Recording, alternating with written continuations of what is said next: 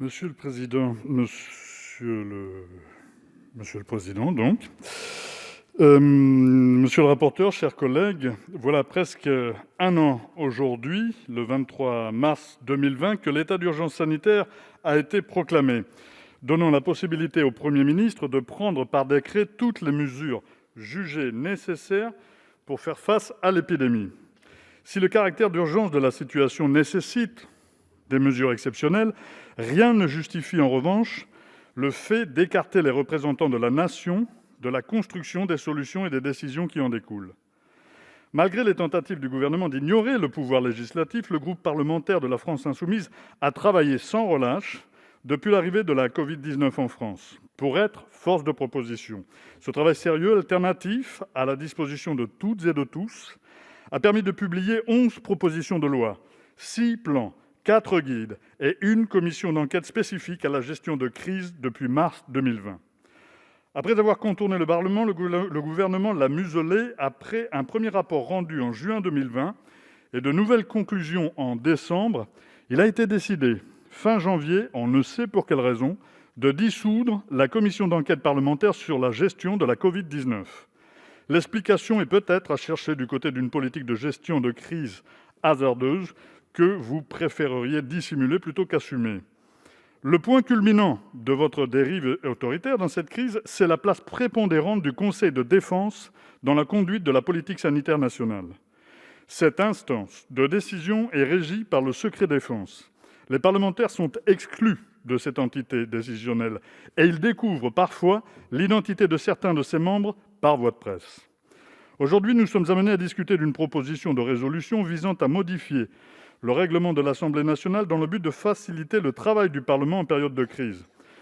Nous nous réjouissons, comme en commission, que la majorité présidentielle cesse à la planification sanitaire que nous réclamons dans tous les domaines de l'action publique depuis des mois. Un commissaire au plan, M. Bayrou, a été nommé pour cela, mais il semblerait que le mode d'organisation du prochain scrutin législatif l'inquiète plus que les perspectives de résolution de la crise que nous connaissons. Nous regrettons que cette proposition de résolution serve de prétexte à un nouvel affaiblissement du Parlement.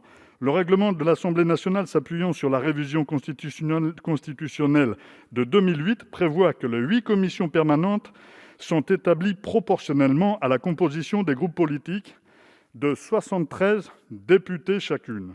Certains groupes minoritaires, comme le nôtre, ne disposent que de 2 sièges par commission permanente. En divisant par 2 le nombre de députés par commission depuis des mois, vous mettez en péril la possibilité pour les groupes d'opposition d'avoir les moyens d'assurer leurs prérogatives de proposition législative et de contrôle de l'action du gouvernement. De plus, avec ce texte, la conférence des présidents pourra adapter les modalités de vote, notamment en recourant à des outils de travail à distance. L'exposé des motifs de la PPR indique que 2 types de scrutins peuvent être inclus dans le champ du vote à distance. Les votes sur l'ensemble d'un texte et ceux sur les déclarations du gouvernement effectuées en application de l'article 50-1 de la Constitution. Mais la notion de respect du principe du vote personnel et des exigences de clarté et de sincérité du débat parlementaire ne nous semble pas en mesure d'écarter tous les autres types de scrutins qui doivent être exclus du dispositif.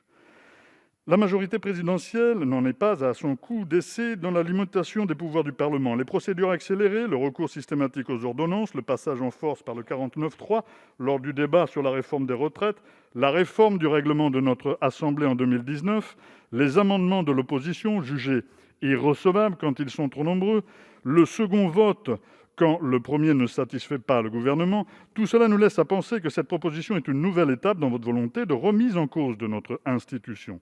Or, aucune crise ne saurait justifier une telle dérive, même s'il est indispensable d'anticiper en se dotant de procédures adaptées en temps de crise.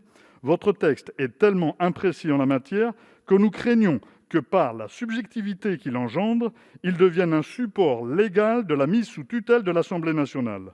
Nous, parlementaires insoumis, refusons d'aggraver le délitement de notre institution pour favoriser la concentration des pouvoirs entre les mains de l'exécutif. Nous proposerons donc des amendements visant à donner à ce texte un sens qui correspond mieux au fonctionnement de nos démocraties modernes. Merci.